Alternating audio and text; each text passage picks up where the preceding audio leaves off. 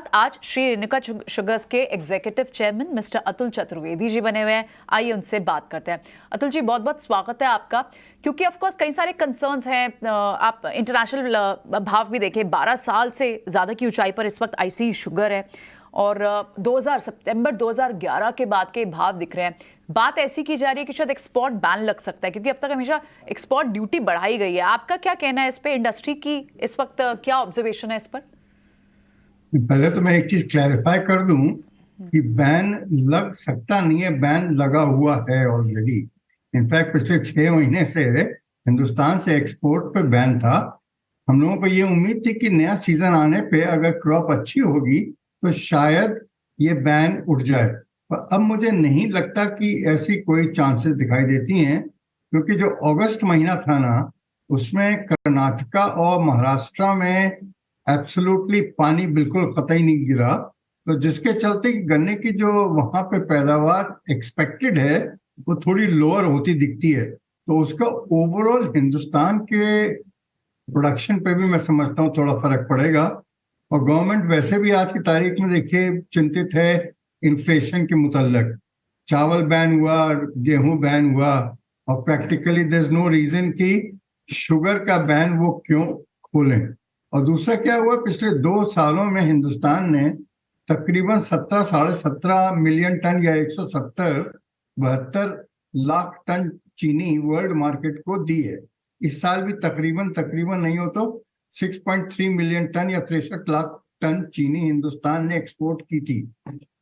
तो उससे क्या हुआ है कि अपने यहाँ का इन्वेंट्री लेवल है वो थोड़ा और मैनेजेबल लेवल पे आ गया। पहले जो बहुत ज्यादा हुआ करता था, आज की तारीख में मैं समझता हूँ 5-5.5 मिलियन टन से ज्यादा नहीं था 1 अक्टूबर को।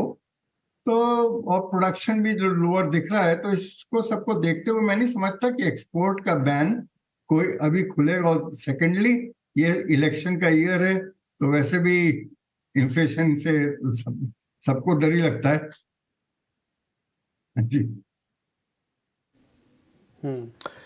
ये बात आपकी बिल्कुल ठीक है कि इलेक्शन ईयर है तो थोड़ा सरकार भी देख के ही चलेगी सर। अतुल जी, एक चीज़ और समझनी थी ये जरा, क्योंकि सरकार ना अच्छे से आपको पता है कि ब्लेंडिंग वाला कंसेप्ट उठा रही है, क्योंकि अब आप शुगर के साथ एथेनॉल कंपनी भी हो, तो एक बार जरा उसका भी डिमांड तो फुल फ्लेज है, इसमें तो कोई दो राय नहीं। आपके प्रोडक्शन क्या चल रही है? हम लोगों की प्रोडक्शन तो बिल्कुल फुल फ्लेजेड है। और वैसे भी एथेनॉल का जो प्रोडक्शन है, जब क्रशिंग सीजन ऑन होता है उस पीरियड में ये ज्यादा होता है। तो क्रशिंग सीजन अभी स्टार्ट होने में मैं समझता हूँ 15 एक दिन की देरी है, तो उस समय प्रोडक्शन बढ़ जाएगा। पर जहां तक आने वाले साल में या आने वाले क्रशिंग सीजन का सवाल है, मेरा ये मानना है कि गवर्नमेंट को एथेनॉल के प्राइस को थोड़ा इजाफा करना पड़ेगा। अदरवाइज क्या हुआ है कि इंटरनेशनल मार्केट शुगर का इतना मजबूत हुआ है, आप खुद ही बोल रहे थे कि 12 साल की सबसे ऊंचाई पे है, पर हिंदुस्तान के बाजारों में कोई तेजी नहीं आई है। मुश्किल से 34-35 रुपए वाला 37-38 रुपए बिक गया है। बट 37-38 के लेवल पे जो डेल्टा था बिटवीन शुगर एंड एथेनॉल, वो रिड्यूस हो गया, श्रिंक हो गया है। तो अगर गवर्नमेंट एथेनॉल का दाम नहीं बढ़ाएगी तो कहीं ऐसा ना हो कि ज्यादा जो शुगर केन जूस है वो शुगर में डाइवर्ट हो जाए। तो मैं समझता हूँ ऐसा शायद गवर्नमेंट नहीं करेगी, क्योंकि गवर्नमेंट ऑफ इंडिया कमिटेड है और प्राइम मिनिस्टर साहब का ये पेट सब्जेक्ट भी है कि एथेनॉल ब्लेंडिंग और रिड्यूसिंग कार्बन फुटप्रिंट्स।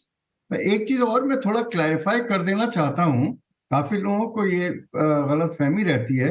हिंदुस्तान की अभी जैसे बातें हो रही हैं कि 29 से 30 मिलियन टन की शुगर होगी, पर एक्चुअली सुक्रोज जो है ना वो 34-34.5 मिलियन टन होगा। तो उसमें जब ये बात करते हैं शुगर की, तो उसमें 4-4.5 मिलियन टन जो शुगर डाइवर्ट होती है एथेनॉल के लिए, वो ऑलरेडी फैक्टर इन होती है। तो अपना क्रॉप का नंबर आज भी मैं समझता हूँ 34-34.5 से कम नहीं होगा। तो एथेनॉल का जो प्रोग्राम है, मैं समझता हूँ वो बरकरार रहेगा।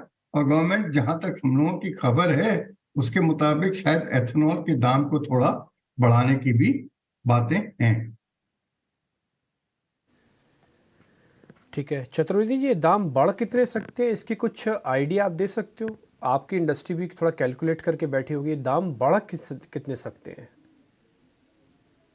वो रफली मतलब जो र्यूमर्स हैं, इसको तथ्य तो अभी नहीं कह सकते, बट अबाउट 3% तक की बातें सुनने में आ रही हैं, जो कि शायद इफेक्टिव होगा 1 दिसंबर से, नए क्रशिंग सीजन के हिसाब से।